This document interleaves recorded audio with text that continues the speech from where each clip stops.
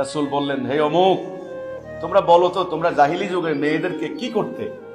বলছি, ইয়া রাসূলুল্লাহ, আমার একটা মেয়ে ছিল, এত ফুটফুটে মেয়ে, এত সুন্দর মেয়েটা, ও আমাকে পাগলের মতো ভালোবাসতো, আমি ওকে পাগলের মতো ভালোবাসি।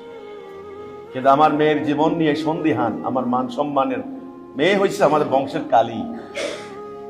আমি সিদ্ধান্ত নিয়েছি আমি মেয়েটাকে রাখবো না, বড়ই হয়েছে দেব না। একদিন বললাম, মা চলো। মেয়েটা নাচতে নাচতে চলে আসলো, ভাবছে বাবা বোধহয় তার সাথে খেলবে। মরুভূমিতে নির্জনে নিয়ে গেলাম, নিয়ে গর্ত করলাম, মেয়েটা আমার সাথে বালি সরাচ্ছে, ভাবছে বাবা খেলছে না আমার সাথে।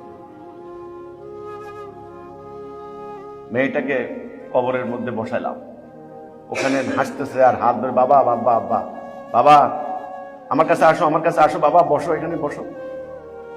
মেয়ে ভাবছে বাপ বেটির খেলা বোধক শুরু, খেলতেছি আমরা। কিছুক্ষণ পর কোদাল দিয়ে টেনে টেনে আমি বালিগুলি তার চাপা দিচ্ছিলাম, তার বুক পর্যন্ত বালি হয়ে গেছে। বাবা বাবা বলে চিৎকার করছে বাবা।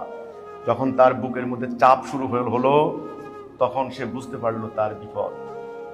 এবার সে হাসি বাদ দিয়ে কান্না জুড়ে বাবা ওরে আত্মচিৎকার। আমি দাঁতে দাঁত চেপে ধরে, বুক চেপে ধরে, শক্ত চোয়াল করে পাগলের মতো কোদাল দিয়ে আমি বালি চাপা দিলাম আমার মেয়েকে। আমার মেয়েটার কণ্ঠ স্তব্ধ হয়ে গেল। ইয়া রাসূলুল্লাহ, আমার কলিজাটা ফেটে গিয়েছে।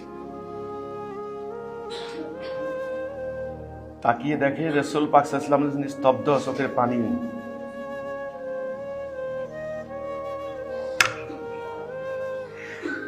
রাসূল বললেন, আবার বলো কাহিনী। আবার রাসূল কাঁদলেন, আবার বলো কাহিনী।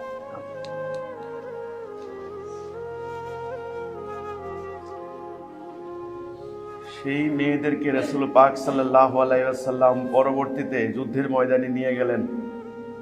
বললেন, মেয়েরা, তোমাদেরও সম্মান আছে, ইজ্জত আছে, গৌরব আছে।